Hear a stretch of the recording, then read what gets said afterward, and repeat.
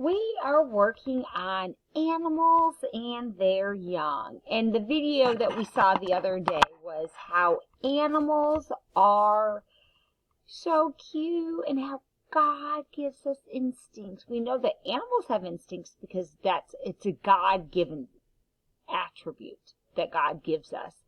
And he said in the video that animals, or that people have instincts because we automatically see a baby and we think, oh, it's so cute. And I thought that this was such a cute little stuffed animal. And it kind of goes with what we're working on this week, that animals look like their parents, most of them. Now, in the video that we just saw a few minutes ago, we saw that there are definitely some that change a lot from their parents. But a lot of times animals look like their parents. And then we talked about the attributes of a baby animal, and it's because they've got bigger eyes than their parents because they haven't quite grown their head, right? So their head is a little smaller than their eyes. Their bodies are more round than their parents' bodies, and their legs and their arms are shorter. So that's just something that we naturally go, oh, they're so cute. So I loved this little example of a baby and their young. So how do we know when we see a baby animal what animal it is? Well, they will often have the same attributes as their parents. So a baby elephant will have the tusk and the big ears, and a rhino will have the skin of a rhino, the face and the body of a rhino. However, the baby rhino doesn't quite grow their horn until they get a little bigger. You'll see the rhino there. So how are they alike? They look a lot alike. Their skin's the same color. Their nose is the same shape. But the mommy or daddy rhino has the horns. The baby didn't quite grow the horns yet.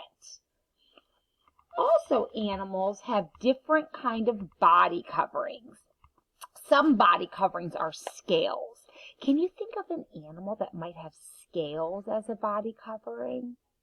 I was instantly thinking of a snake.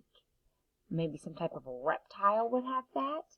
Some have fur. What animal can you think of that has a fur covering? Bear, lion, dog, and some have feathers. What animal can you think of that has a feather covering? Birds, right? So, some body coverings are scales, fur, or feathers. How are the body coverings of the young animals and their parents alike? And how are they different? So, a young raccoon, let's see if you can see that. And then there's the adult raccoon. Raccoons have dark fur around their eyes, and the young and the adult have the same fur color. So if I saw that, I would definitely know it was a raccoon. And then a young chick has yellow feathers, fluffy feathers. It will grow new feathers and look more like its parents. So when the chicks are young, they're more yellow, where when the adults are older, they're more brown. So the young chicken will grow to be a little bit more like its parent as it grows. Okay, so I want you to go on Epic, and I want you to find an animal book. And I want you to read it. It could be any nonfiction book on an animal.